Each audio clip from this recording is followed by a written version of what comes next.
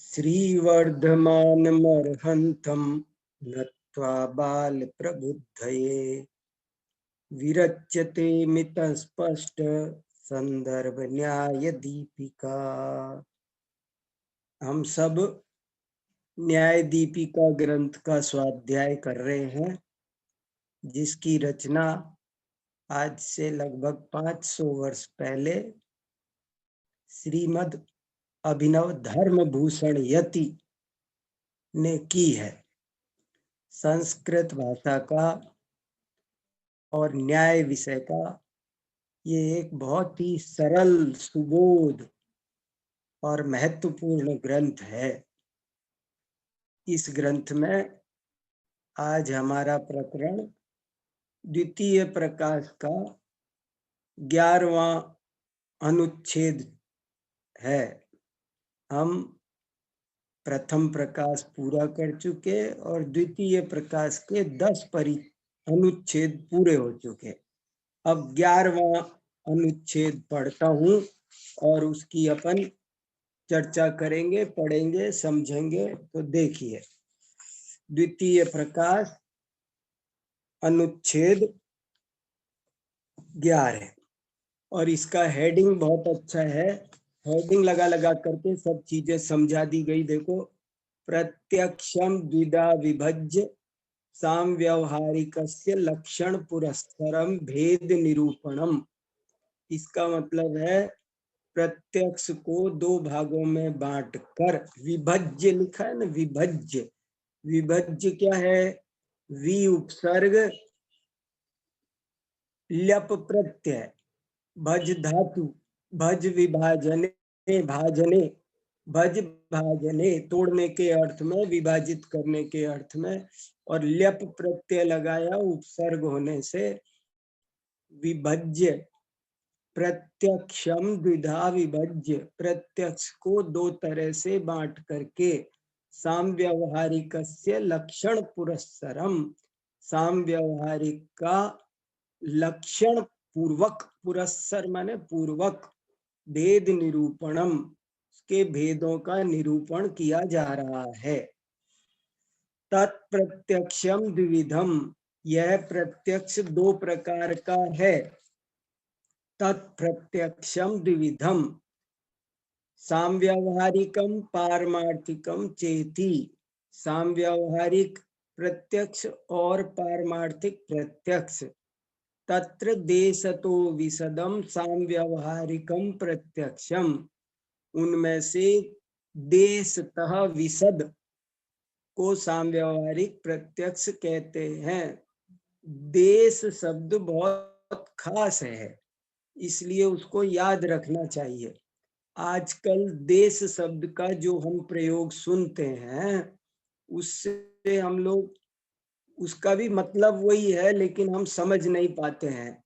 देश का अर्थ होता है टुकड़ा। देश माने एक अंश, देशतः माने आंशिक, देशव्रत। और भारत देश बोलते हैं, तो भारत देश को भी देश इसीलिए बोलते हैं क्योंकि वो पूरी पृथ्वी का एक टुकड़ा है। तो देश तो विशदम सामव्यवहारिकम प्रत्यक्षम, के जो देश रूप विशद है, आंशिक विशद है। विशद क्या होता है ये बहुत अच्छे से ऊपर समझाया जा चुका है, उसका विस्मरण नहीं होना चाहिए विद्यार्थियों को। विशद को समझना बहुत जरूरी है न्याय के विद्यार्थियों को। तो जो देशतः विशद है उसे सामव्यवहारिक प्रत्यक्ष कहते हैं। यज ज्ञानम देशतो विशदम ईसन निर्मलम तत्सामव्यवहारिक प्रत्यक्षम इत्यर्थ। यज ज्ञानम, यत ज्ञानम था, तकार का जकार हो गया तृतीय ज्ञान होने के कारण। जो ज्ञान, यत ज्ञानम देशतः, देश से, अंश से, विशदम विशद है, ईसत निर्मलम, जो ईसत निर्मल है, तत्साम व्यवहारिक प्रत्यक्षम, उसे साम व्यवहारिक प्रत्यक्ष कहते हैं। ये इसका मतलब हुआ। पहले लक्षण बनाया, बाद में उस लक्षण का ये आशय है। तत्चतुर्विधम, वह साम्यवहारिक प्रत्यक्ष 4 प्रकार का है। अवग्रह, ईहा, अवायः, धारणा, चेति। अवग्रह, ईहा, अवाय और धारणा। च माने और, ये 4 उसके प्रकार हैं। साम्यवहारिक प्रत्यक्ष 4 प्रकार का होता है। ये सब चार्ट बना बनाकर लिख लेना चाहिए, याद रखना चाहिए। तत्र इंद्रियार्थ समाधान समनंतर समुत्थ सत्तालोचनांतर भावी सत्तावांतर जाति विशिष्ट वस्तु ग्रही ज्ञान विशेषो अवग्रह।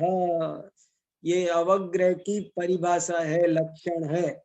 थोड़ी बड़ी है लेकिन बहुत अच्छी है। और अवग्रह जिसको समझाना बहुत कठिन है, उसको समझाने का एक सफल प्रयास है। तत्र माने उनमें से, वो जो 4 भेद बताए ऊपर, उनमें से इंद्रियार्थ समाधान, इंद्रिय और अर्थ का समाधान, मिलना, इंद्रिय और पदार्थ के मिलन के समनंतर, समनंतर माने तुरंत बाद, समनंतर, समुत्थ, समुत्थ माने उठने वाला, सम्यक प्रकार से उत्पन्न होने वाला, सत्तालोचनांतर भावी, सत्तालोचन के बाद में होने वाला, सत्तालोचन अंतर्भावी, सत्तालोचन के बाद में, क्योंकि सत्तालोचन तो दर्शनोपयोग का नाम है। उसके बाद सत्तालोचन रूप दर्शनोपयोग के तुरंत बाद में जो होता है, और सत्तावांतर जाति विशिष्ट वस्तु ग्रही, और सत्ताओं में अवांतर जाति को, जाति विशेष वस्तु को ग्रहण करने वाला, माने वो सत्ता से कुछ विशेष है और उसकी अवांतर सत्ता, अवांतर जाति, सामान्य सत्ता को जाने वो दर्शन, और जो उसमें विशेष सत्ता को जाने, जाति रूप सत्ता को जाने, को ग्रहण करे, वस्तु ग्रही ग्रहण करे, ऐसे ज्ञान विशेष को अवग्रह कहते हैं।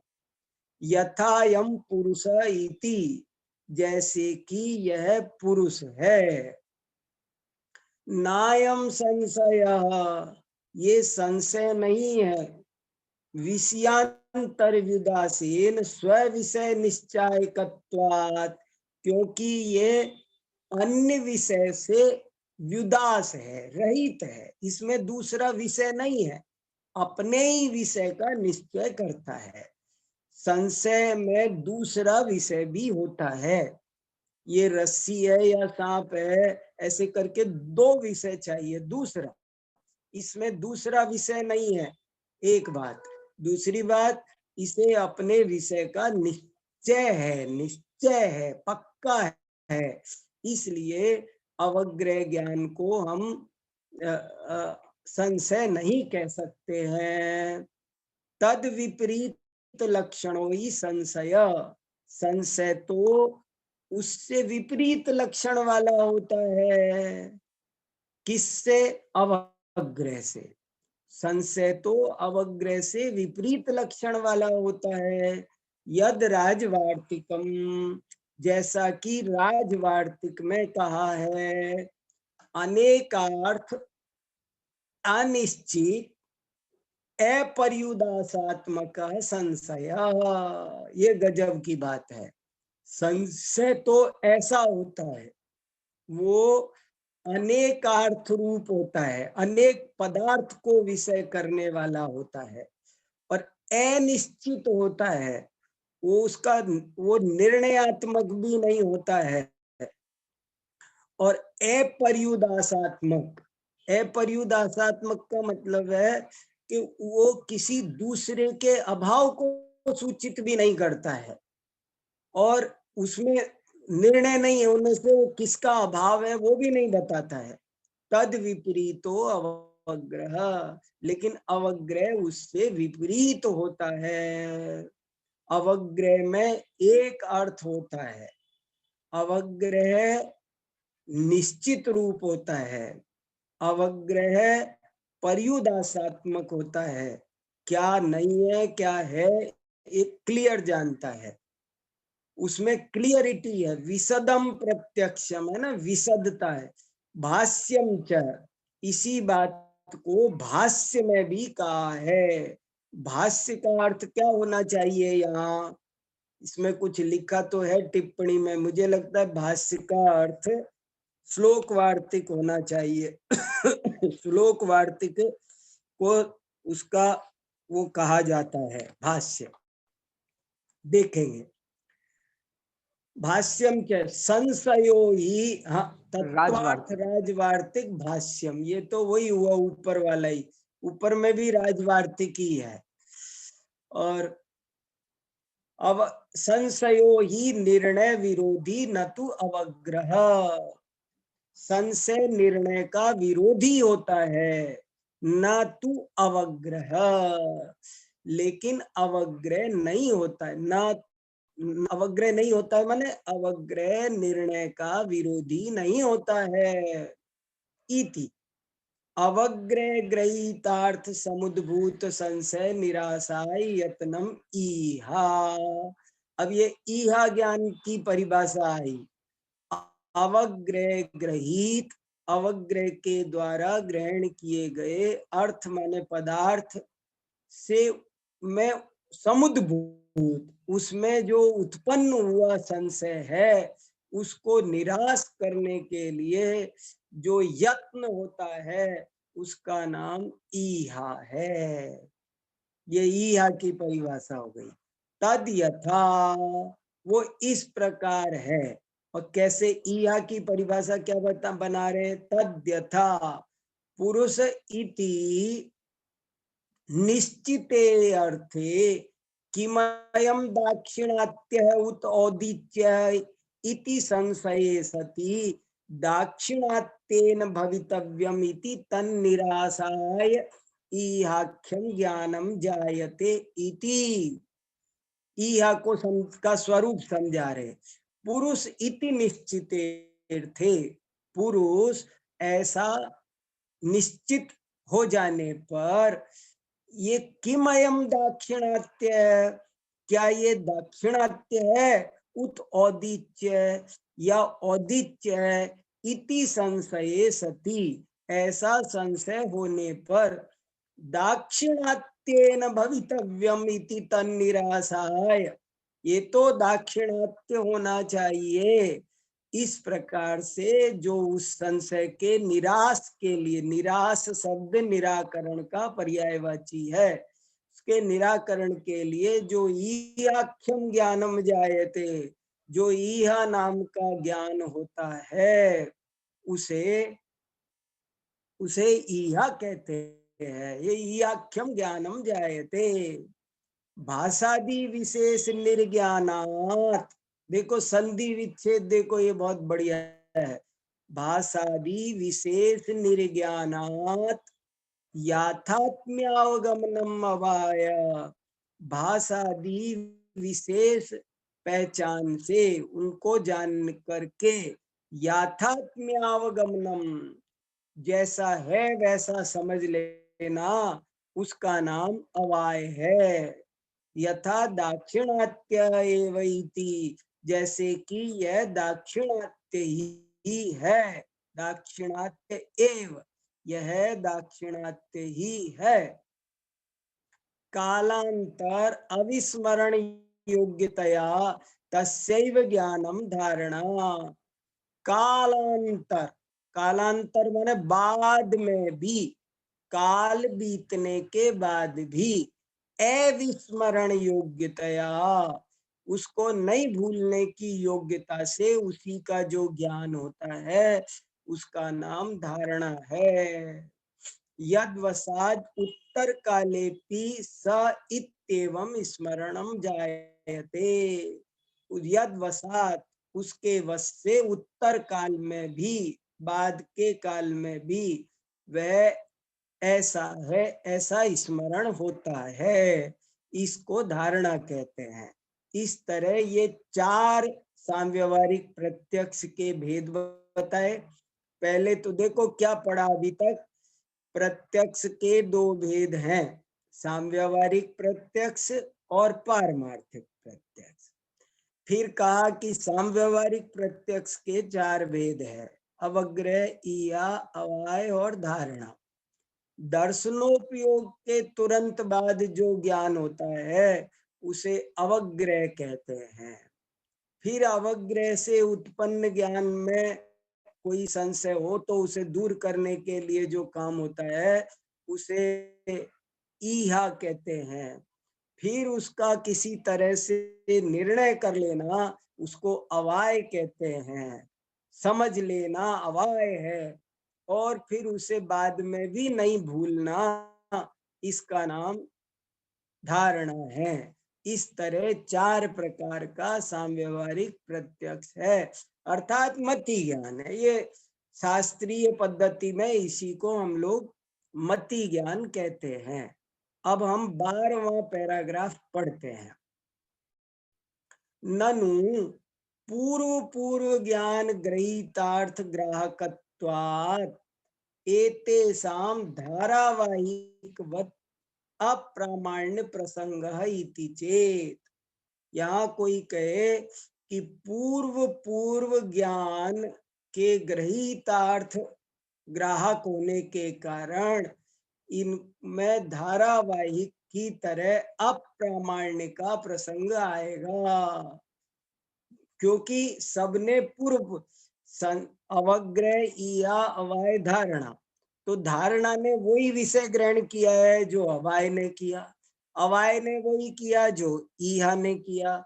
ऐसे करके ये तो वही वही ज्ञान, वही वही पदार्थ को विषय बना रहे हैं ये ज्ञान। इसलिए इन ज्ञानों को धारावाहिक ज्ञान मानना चाहिए और धारावाहिक की तरह इनको अप्रमाण मानना चाहिए, ऐसी शंका है। ननु माने शंका। पूर्व पूर्व ज्ञान ग्रहीतार्थ ग्राहकत्वात्, पूर्व पूर्व के ज्ञान द्वारा ग्रहित अर्थ के ग्राहक होने के कारण। फिर सुनो, पूर्व पूर्व ज्ञान के द्वारा ग्रहित अर्थ के ग्राहक होने के कारण एतेषाम, एतेषाम माने अवग्रह वाय धारणा नाम धारावाहिक की तरह अप्रामाण्य का प्रसंग आएगा। ऐसा कोई कहे तो ना, नहीं।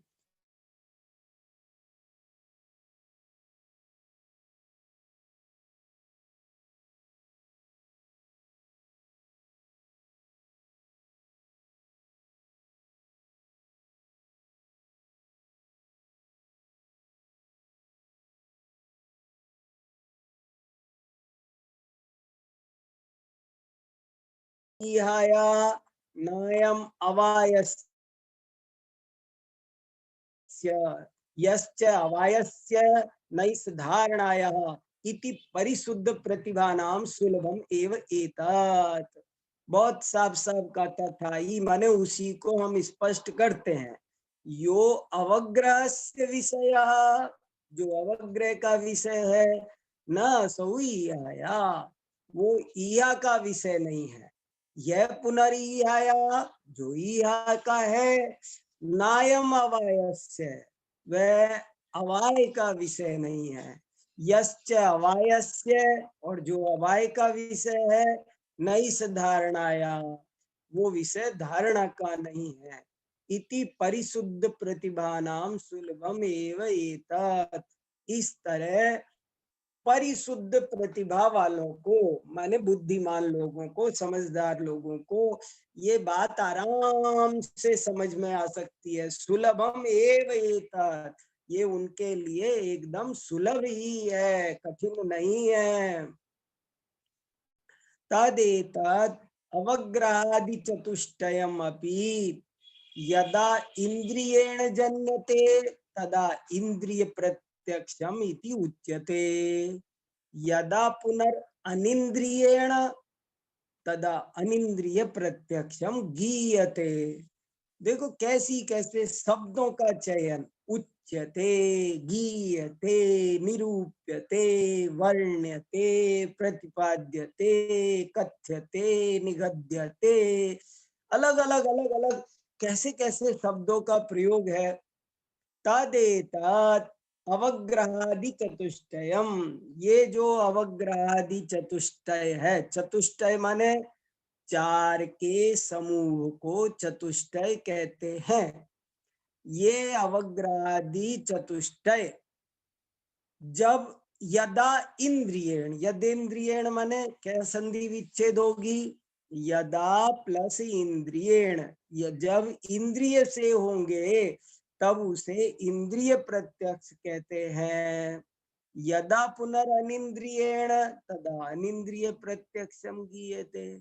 और जब अनिंद्रिय से हो, अनिंद्रिय माने मन, जब इंद्रियों से होंगे तो उसे इंद्रिय प्रत्यक्ष कहेंगे, और जब वो मन के द्वारा होंगे तो उसे अनिंद्रिय प्रत्यक्ष कहा जाएगा। कहते हैं इंद्रियाणि स्पर्शन रसन घ्राण चक्षु श्रोत्राणि पंच सरल विषयाव्य।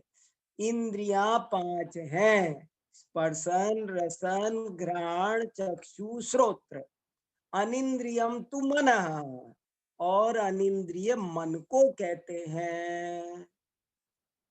तद द्वय निमित्तकम इदम, उन दोनों को निमित्त बना करके होता है, इसलिए तद्वय निमित्तक है। ये जो ज्ञान है समव्यवहारिक प्रत्यक्ष, ये लोक समव्यवहारे प्रत्यक्षम इति प्रसिद्धत्वात्, ये लोक समव्यवहार में प्रत्यक्ष है ऐसा प्रसिद्ध होने के कारण समव्यवहारिक प्रत्यक्षम उच्यते, इसलिए उसे समव्यवहारिक प्रत्यक्ष कहते हैं।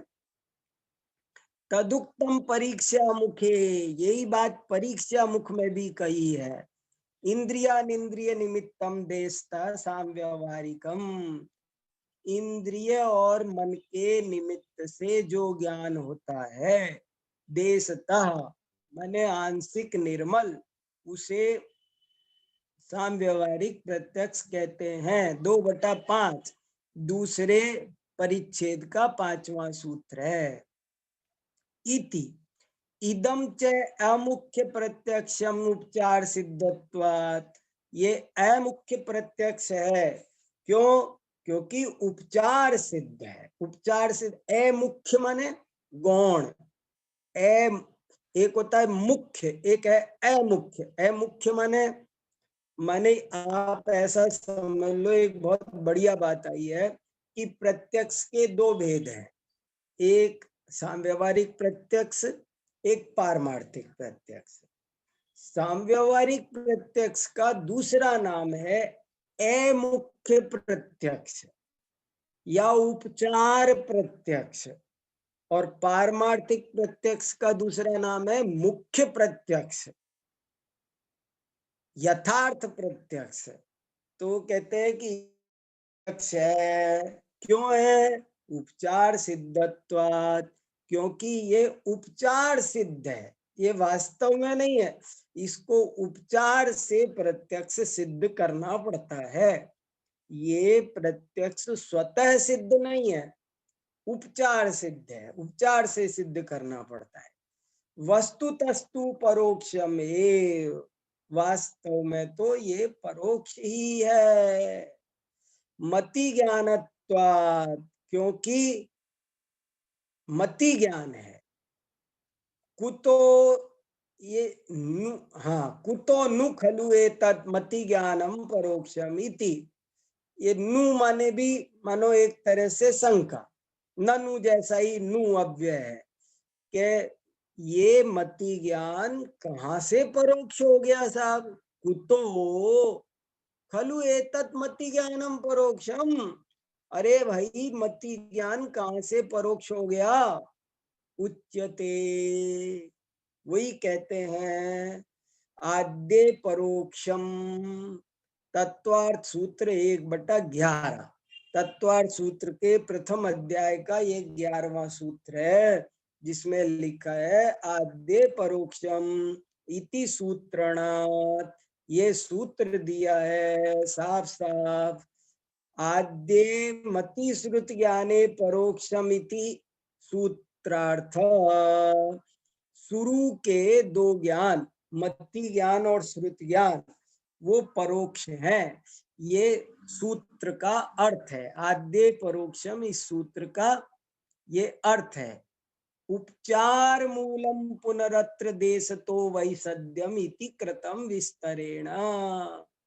उपचार मूल इसमें इसलिए किया है देशता वैसद्य का, क्योंकि ये आंशिक लोक व्यवहार में वैसद्य, निर्मलता इसमें पाई जाती है।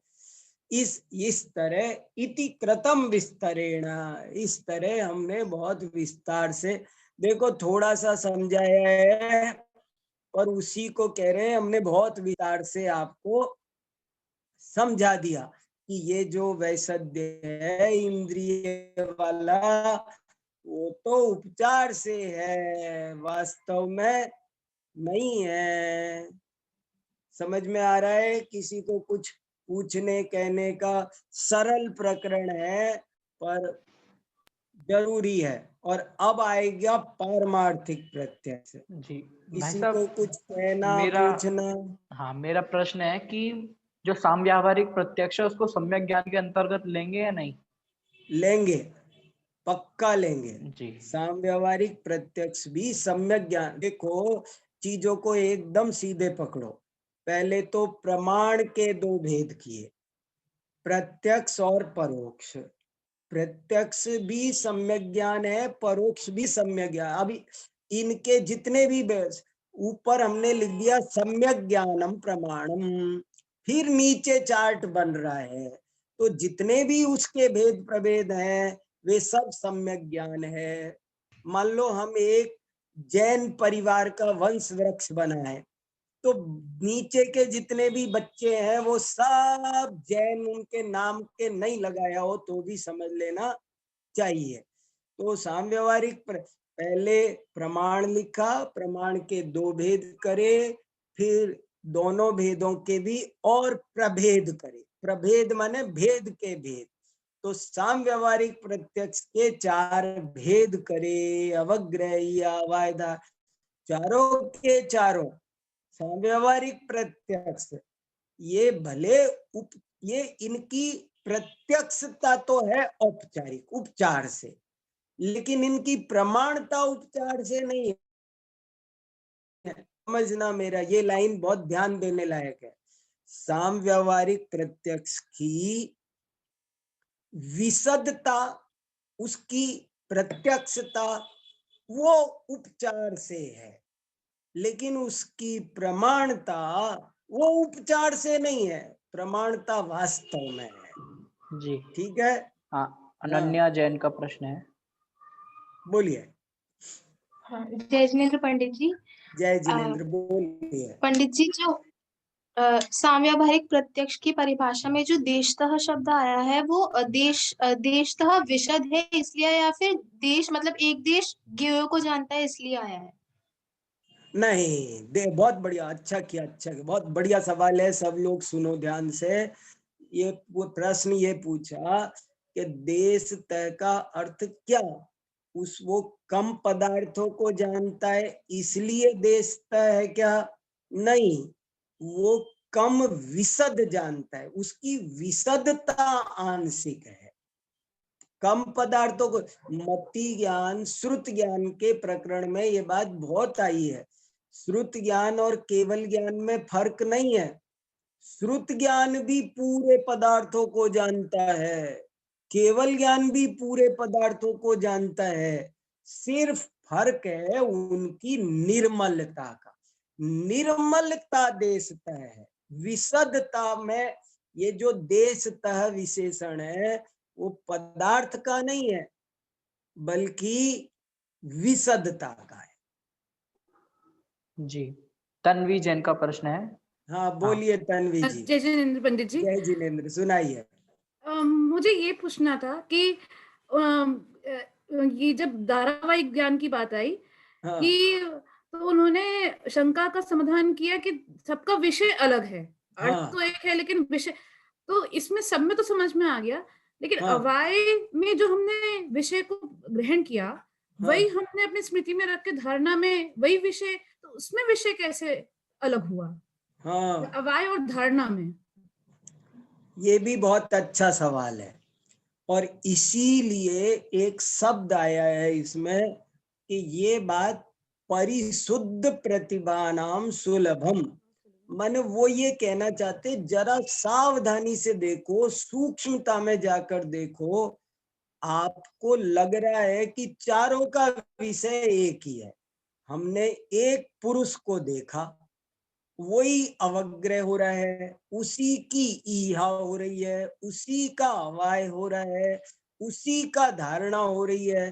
तो ऊपर ऊपर से देखने पर ऐसा लग रहा है कि चारों का विषय एक है, लेकिन वास्तव में एक नहीं है। चारों के विषय को ध्यान से देखा जाएगा, अवग्रह का विषय केवल उसकी जाति सामान्य है, दर्शन का विषय सत्ता सामान्य है, सत्तालोचन ग्राही है, और अवग्रह जाति विशिष्ट वस्तु ग्रही है। फिर ईहा उसमें उत्पन्न संशय का निराकरण करने के लिए पैदा हुआ एक विशेष ज्ञान है, उसका विषय अलग है। आप ऐसे सामने मत देखो चीज को, वो पुरुष में मत देखो, आप यहाँ ज्ञान के विषय को पकड़ो। ऐसे ही अवाय में भी अवाय का विषय अलग है, अवाय का विषय है उस चीज को समझना, धारणा का विषय है उसे याद रखना। ये फर्क है, थोड़ा समझने सा में और याद रखने में फर्क, बस। ये लेकिन फर्क आ रहा है। अवाय तो केवल उसे समझ रहा है और धारणा उस तरह की एक योग्यता है जिसके कारण हमें बाद में स्मृति होगी। अभी ये भी नहीं समझ, धारणा और स्मृति एक बात नहीं है। धारणा कारण है, स्मृति कार्य है। अब बहुत से लोगों को यहाँ भी भ्रम हो सकता है कि धारणा और स्मृति एक है क्या, नहीं, उसमें भी फर्क है। हाँ धन्यवाद। जी भाई साहब, ठीक है। हाँ, और किसी का कुछ तो नहीं ना। चलो अब आगे 13वां पैराग्राफ पढ़ के सुनाता हूँ आपको, बहुत सुंदर। अब बड़ा इम्पोर्टेंट प्रकरण आ रहा है जिसके कारण न्याय शास्त्र जाना जाता है। ऐसा सर्वज्ञ सिद्धि का प्रकरण आने वाला है, बहुत अद्भुत है। पारमार्थिक प्रत्यक्षम लक्षयित्वा, देखो कितना बढ़िया हेडिंग है, पारमार्थिक प्रत्यक्षम लक्षयित्वा तद्भेदानां प्ररूपणम। पारमार्थिक प्रत्यक्ष को पहचान कर, समझ कर, उसका लक्षण बनाकर, उसका लक्षण लक्षयित्वा, लक्षण कहकर, उसको लक्ष्य करके, पारमार्थिक प्रत्यक्ष का लक्षण बना करके तद्भेदानां प्ररूपणम, उस पारमार्थिक प्रत्यक्ष के भेदों का प्ररूपण करते हैं। सर्वतो विशदम पारमार्थिक प्रत्यक्षम, जो सर्वतः विशद है उसे पारमार्थिक प्रत्यक्ष कहते हैं। जो ज्ञान पूरी तरह निर्मल है उसे पारमार्थिक प्रत्यक्ष कहते हैं। ये लाइन याद रखने वाली लक्षण है, सर्वतो विशदम पारमार्थिक प्रत्यक्षम। यज्ञानम साकल्येन स्पष्टम। एक न्याय दीपिका पढ़ने का जो फायदा है वो इसकी भाषा है। एक बहुत इंपॉर्टेंट बात आप सब लोग सुनो कि न्याय दीपिका पढ़ करके आपकी भाषा बहुत अच्छी होती है। भाषा का क्या स्वरूप होता है, कैसे शब्दों का निर्माण होता है, कैसे वाक्य निर्माण होता है। न्याय शास्त्र तो इसका बहुत सीखने लायक है ही, लेकिन इसकी भाषा भी बहुत प्रभावित करती है, बहुत सिखाती है। यज ज्ञानम, अब कौन बोलता, कौन लिखता है ऐसे? हम लोगों को ये सब चीजें सीखने की है। संस्कृत भी कितनी सुललित हो सकती है, कितनी मीठी हो सकती है, ये बात हमें न्याय दीपिका की भाषा से समझ में आती है। यज ज्ञानम साकल्येन, और शब्द बहुत जानदार है। आप 4 शब्द में जो बात नहीं कह सकते वो एक एक शब्द में इन्होंने कह दी। यज ज्ञानम साकल्येन स्पष्टम, कितनी बड़ी बात कह दी। जो ज्ञान साकल्येन, अब साकल्येन को मैं जब समझाता हूं तब वो मजा ही नहीं है। वो बात जो साकल्येन में है, सकल शब्द का भाववाचक है। सकलता से, संपूर्ण प्रकार से, सर्व प्रकार से। सकलम विकलम होता है ना, सकल प्रत्यक्ष विकल प्रत्यक्ष, ऐसा जो ज्ञान सकलता से स्पष्ट है उसे पारमार्थिक प्रत्यक्ष कहते हैं। मुख्य प्रत्यक्षम इति यावत, उसी का दूसरा नाम मुख्य प्रत्यक्ष भी है। तद्विधम, वह 2 प्रकार का है। विकलम सकलम च, वो 2 प्रकार का है, विकल प्रत्यक्ष और सकल प्रत्यक्ष। तत्र कतिपय विषयम विकलम, उनमें से जो कतिपय विषय, अब देखो ये बात आ गई, विषय की बात यहाँ आई है कि जो कम पदार्थों को विषय बनाए वो विकल है, और जो सर्व पदार्थ को विषय बनाए वो सकल है। तदपि द्विविधम, तदपि किमपि विकलम अपि, विकल प्रमाण भी, विकल प्रत्यक्ष भी, विकल पारमार्थिक प्रत्यक्ष भी द्विविधम, 2 प्रकार का होता है। अवधि ज्ञानम मने पर्याय ज्ञानम च, अवधि ज्ञान और मने पर्याय ज्ञान। तत्र अवधि ज्ञानावरण क्षयोपशमात् वीर्यांतराय क्षयोपशमशयकृतात् जातम रूपी द्रव्य मात्र विषयम अवधि ज्ञानम। ये अवधि ज्ञान की परिभाषा है, जिसको याद हो वो धन्यवाद का पात्र है। लक्षण याद होने चाहिए, जिसे लक्षण याद है वही जैन दर्शन का विद्यार्थी है, विद्वान है। और जिसे लक्षण याद, ऐसे तुक्का फेंकना, कुछ कुछ बोलना नहीं। देखो अवधि ज्ञान की क्या परिभाषा है, गजब है। अवधि ज्ञानावरण क्षयोपशमात् वीर्यांतराय क्षयोपशम सकृतात्, देखो कितना बड़ा, अवधि ज्ञानावरण के क्षयोपशम से, वीर्यांतराय कर्म के क्षयोपशम से, सकृत माने और लगा लो, वीर्यांतराय कर्म के क्षयोपशम के साथ ज्ञानावरण कर्म, अवधि ज्ञानावरण कर्म के क्षयोपशम से जो रूपी द्रव्य मात्र को विषय करने वाला ज्ञान है उसे अवधि ज्ञान कहते हैं। मने पर्याय ज्ञानावरण वीर्यांतराय क्षयोपशम समुत्थम पर मनोगतार्थ विषयम मने पर्याय ज्ञानम।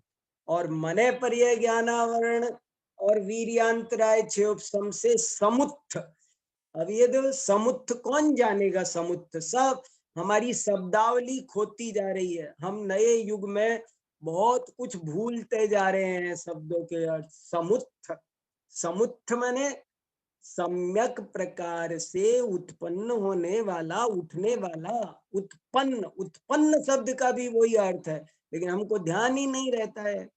वीर्यांतराय च्योपसम से उत्पन्न होने वाला, पर मनोगतार्थ विषयम, पर दूसरे के, मनोगत मन में गया हुआ, मन में स्थित अर्थ को, दूसरे के मन में स्थित अर्थ को, पर मनोगत अर्थ विषयम।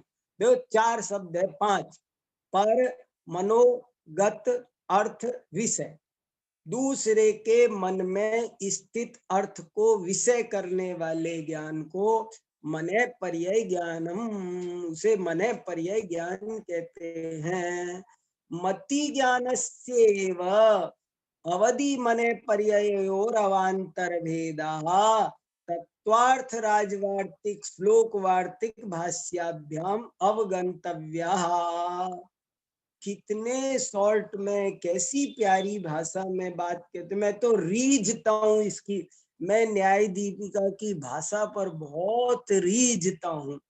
और जिसे न्याय थोड़ा सा संस्कृत का ज्ञान होगा वो उसका मन गदगद हुए बिना नहीं मानेगा। ऐसी अच्छी प्रवाह पूर्ण संस्कृत। मति ज्ञानस्य इव, अब ये देखो क्या संधि विच्छेद है, कर नहीं पाएंगे बहुत से। मति ज्ञानस्य, एव नहीं है, इव है, इव, एव माने ही और इव माने के समान, मति ज्ञान के समान अवधि और मने पर्याय के जो अवांतर भेद है, भेदों के भी भेद है, प्रभेद हैं, वे तत्वार्थ राजवार्तिक श्लोक वार्तिक भाष्याभ्याम, तत्वार्थ राजवार्तिक और श्लोक वार्तिक भाष्यों के द्वारा, भाष्याभ्याम, भाष्याभ्याम तृतीया द्विवचन, उन भाष्यों के द्वारा, 2 चीज है इसलिए भ्याम, साधन है इसलिए तृतीया, अवगंतव्या, जानने चाहिए। क्या है ये तत्वार्थ राजवार्तिक और श्लोक वार्तिक? ये तत्वार्थ सूत्र की 2 प्रसिद्ध टीकाएं हैं। राजवार्तिक अलंकाचार्य ने लिखी है और श्लोक वार्तिक विद्यानंदी आचार्य ने लिखी है। सर्वद्रव्य पर्याय, अरे मैं घड़ी लेके नहीं बैठा, संदेश भैया टाइम जी, लिख देना मुझे, अभी बताना 15 टाइम मिनट है आज। भाई साहब। हाँ ठीक है शांति सर, मुझे जी। इशारा कर देना, आज घड़ी नहीं है मेरे जी। पास। सर्वद्रव्य पर्याय विषयम, कितनी बड़ी, आप देखो ये सब नॉलेज होनी चाहिए। तत्वार्थ सूत्र पर 2 टीका बहुत प्रसिद्ध जिनके यहाँ नाम आए, तत्वार्थ सूत्र की 3 टीकाओं के नाम सबको मालूम रहना चाहिए। एक सर्वार्थ सिद्धि जिसे पूज्यपादाचार्य ने लिखा, एक राजवार्तिक जिसे अकलंकाचार्य ने लिखा, और एक श्लोक वार्तिक जिसे विद्यानंदी आचार्य ने लिखा। तो कैसे उनके कैसे आदर पूर्वक नाम लिए। अब पारमार्थिक प्रत्यक्ष के आपको समझ में आया? फिर एक बार सुन लो ध्यान से। प्रमाण के 2 भेद, प्रत्यक्ष परोक्ष। परोक्ष की बात तीसरे चैप्टर में होगी, अभी इसमें प्रत्यक्ष की बात चलेगी। प्रत्यक्ष 2 तरह का, एक सांव्यावहारिक प्रत्यक्ष, एक पारमार्थिक प्रत्यक्ष। सांव्यावहारिक प्रत्यक्ष का दूसरा नाम मुख्य प्रत्यक्ष और पारमार्थिक प्रत्यक्ष का नाम मुख्य प्रत्यक्ष। फिर सांव्यावहारिक प्रत्यक्ष के 4 भेद, अवग्रह धारणा। पारमार्थिक प्रत्यक्ष के 2 भेद, कौन कौन से? विकल पारमार्थिक और सकल पारमार्थिक। जो कुछ पदार्थों को विषय करे वो विकल है, जो संपूर्ण पदार्थों को विषय करे वो सकल। सर्वद्रव्य पर्याय विषयम सकलम, तच्च घाती संघात निरवशेष घातन समुन्मीलितम केवल ज्ञानम एव। इसका अभी अपन जूम पर पढ़ रहे हैं, समय कम है, नहीं तो हम तो कक्षा में इसका उच्चारण करवाते हैं। आदर्श वाचन होना, जैसे इसको बोल बोल कर घर में प्रैक्टिस करनी चाहिए। आपका उच्चारण संस्थान बहुत अच्छा होगा। संस्कृत भाषा की एक सबसे बड़ी विशेषता है कि ये अपने आप में स्वास्थ्यप्रद है। ये पूरे उच्चारण संस्थान को खोल देती है। ये एक तरह का योगा है। ये मैं आपको हो सका तो ग्रुप पर एक क्लिप भेजूंगा, किसी एक ब्राह्मण विद्वान की क्लिप है, उन्होंने कुछ श्लोक पढ़े हैं, आप सुनेंगे तो आपको पता चलेगा क्या संस्कृत प्राणायाम हो रहा हो जैसे कोई संगीत। इसलिए इस भाषा को शुद्ध उच्चारण करना ये अपने आप में बहुत बड़ा औषध विज्ञान है, स्वास्थ्य विज्ञान है। तच्च घाति संघात निरवशेष घातन समुन्मीलितम केवल ज्ञानम एव। भाषा पढ़ना, वाक्य पढ़ना बहुत गजब की बात है। वो जो घाती संघात, संघात माने समूह, संघात माने झुंड, घाती कर्मों का जो झुंड है उसको कहेंगे घाती संघात। और निरवशेष, निरवशेष माने पूरा, अवशेष माने जिसमें बच गया, और निरवशेष माने पूरा। संघात माने समूह और निरवशेष माने संपूर्ण। संपूर्ण घाती कर्मों के समूह को घातन, घातन माने नष्ट करना, नष्ट करने से समुन्मीलित। समुन्मीलित शब्द में जो भाव है वो तो मैं बता ही नहीं सकता आपको। समुन्मीलित, सम्यक प्रकार से खिल जाना। देखो केवल ज्ञान कैसे प्रकट होता होगा वो इस शब्द में लिखा हुआ है। इस शब्द से पता चलता है। जैसे कमल खिलता है, तो कमल, पानी में कमल कैसे खिलता है? कमल कोई आकाश से टपकता नहीं है, कमल कोई नीचे से निकलता नहीं है, कमल है वहीं पर, बस वो खिल जाता है, कली कली खिल जाती है। ऐसे ही यहाँ कहा कि जो केवल ज्ञान है, जब घाती कर्मों का झुंड पूरी तरह नष्ट हो जाए तो जो खिलता है उसे केवल ज्ञान कहते हैं। और ही लगाया वही तो केवल ज्ञान है, ही लगाया वही तो केवल ज्ञान है। सर्व द्रव्य पर्याय विषयम सकलम तच्च घाति संगात निरवशेष घातन समुन्मीलितम केवल ज्ञानम एव। सर्व द्रव्य पर्यायेषु केवलस्य इति आज्ञापितत्वात्। अब ये आज्ञापितत्वात् पर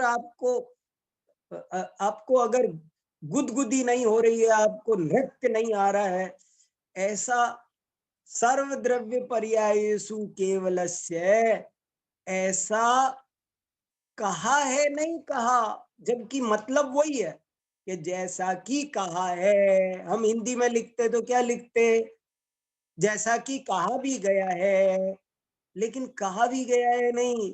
अरे उमा स्वामी महाराज, उनकी वाणी वो कहना मात्र नहीं है, उनकी वाणी आज्ञा है। उमा स्वामी महाराज क्या करते हैं, कहते हैं नहीं, इति आज्ञापितत्वात्। अरे ऐसी उनकी आज्ञा है। देखो मैं सोचता हूं कि धर्मभूषण यति के दिल में, हृदय में उमा स्वामी, समंत भद्र, राजवार्तिककार अकलंक, श्लोक वार्तिककार विद्यानंदी, इनके प्रति कैसा रोम रोम खाली हो रहा होगा हृदय में। कैसा उनका नाम आते ही कैसे कैसे ही झुक जाते हैं विनम्रता से। देखो तो सही। तदेवं अवधि मने पर्ये केवल ज्ञान त्रयम सर्वतो वैसद्यात् पारमार्थिक प्रत्यक्षम। ये अवधि ज्ञान, मने पर्याय ज्ञान और केवल ज्ञान, तीनों ज्ञान सर्वतो वैसद्यात्। देखो फिर उस पर ध्यान दो, विशदता में कमी नहीं है। अवधि ज्ञान की विशदता में और केवल ज्ञान की विशदता में, निर्मलता में कोई अंतर नहीं है। इसको समझना है, गजब की बात है ये। क्या फर्क है? फर्क इतना सा है कि अवधि ज्ञान मने पर्याय ज्ञान का विषय अल्प है और केवल ज्ञान का विषय पूर्ण है, बस इतना सा फर्क। उसकी निर्मलता ना कोई अंतर नहीं है। गजब। सर्वतो वैसद्यात् पारमार्थिकम प्रत्यक्षम। सर्वतो वैसद्य होने के कारण, वैसद्यात् हेत्वर्थे पंचमी। सर्वतो वैसद्यम च आत्ममात्र सापेक्षत्वात्। और सर्वतः, सर्वतः माने पूर्णतः, पूर्णतया वैसद्य क्यों है? ये अवधि ज्ञान, मने पर्याय ज्ञान, केवल ज्ञान, ये सर्वतः वैसद्य है, पूर्णतया विशद है। क्यों है? क्यों है? ध्यान से सुनने लायक बात। ये अवधि ज्ञान, मने पर्याय ज्ञान और केवल ज्ञान पूर्णतया विशद क्यों है? याद रखना है, मैं पूछूंगा आपसे। एक ही कारण है, आत्म मात्र सापेक्षत्वात्।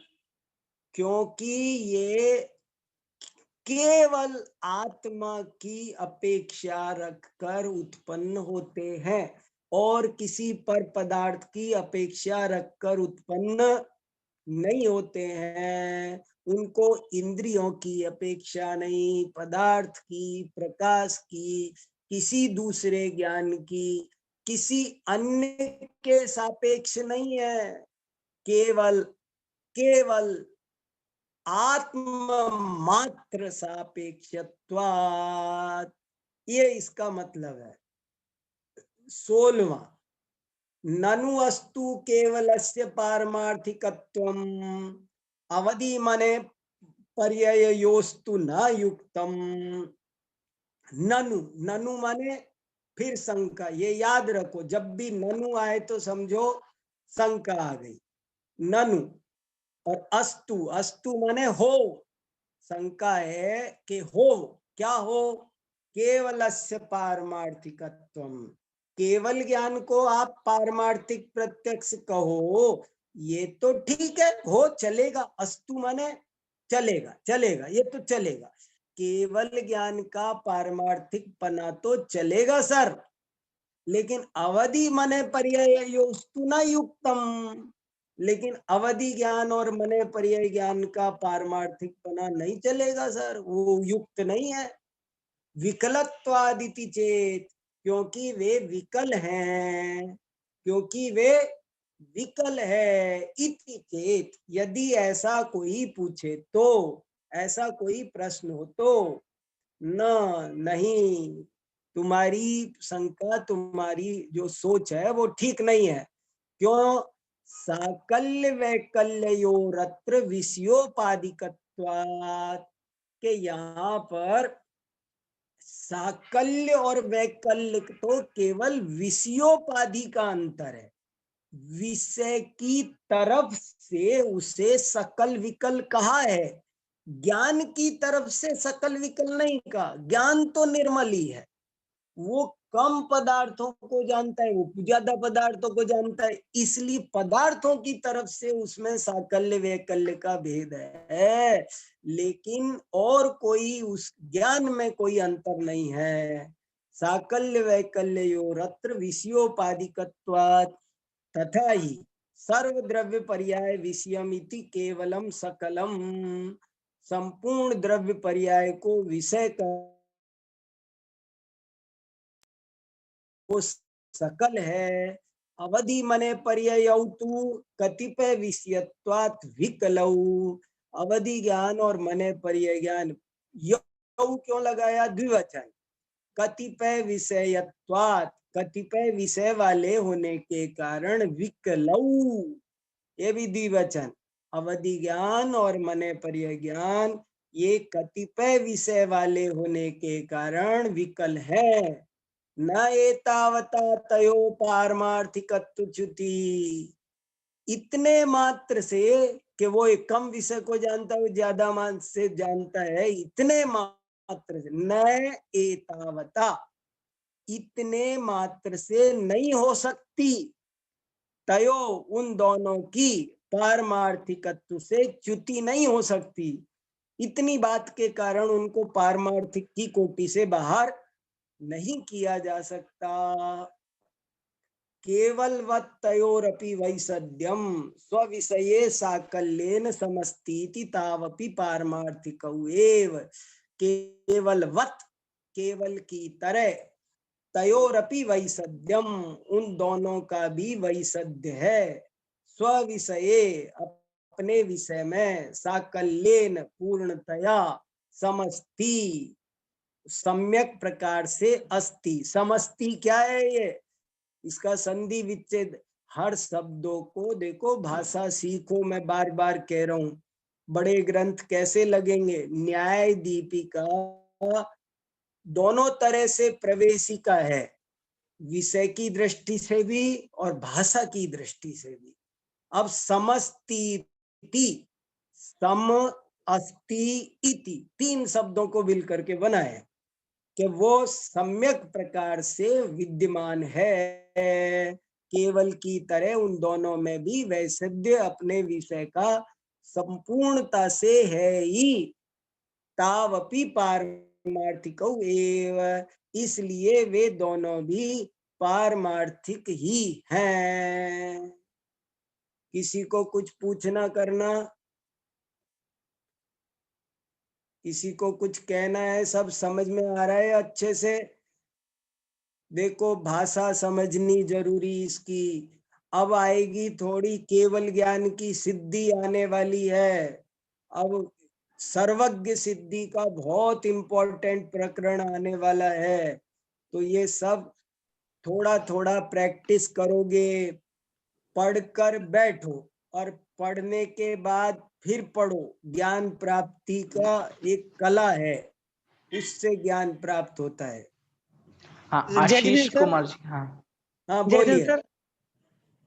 जय जिनेन्द्र बोलिए सर। आशीष जी, बोलिए, जय जिनेन्द्र, जय जिनेन्द्र, बोलिए सर आशीष। समस्थिति की सर दोबारा से बता दीजिए प्लीज, संधि। किसकी? समस्ती समस्थिति की? की। जी सर। हाँ, सम में मैं हलंत है, सम, अस्ति, इति, थैंक यू सर। साकल, हाँ, सम उपसर्ग, सम प्लस अस्ति प्लस इति, थैंक यू सर। है ना? वो कहना क्या चाह रहे हैं, केवल ज्ञान की तरह अवधि ज्ञान और मने पर्याय ज्ञान में भी जो वैसद्य है, वो अपने विषय की दृष्टि से देखोगे तो पूरी तरह रियल में मौजूद है, विद्यमान है, सम अस्ति, अस्ति माने होना, विद्यमान होना, इसलिए वे दोनों भी पारमार्थिक ही हैं, ये मतलब जी।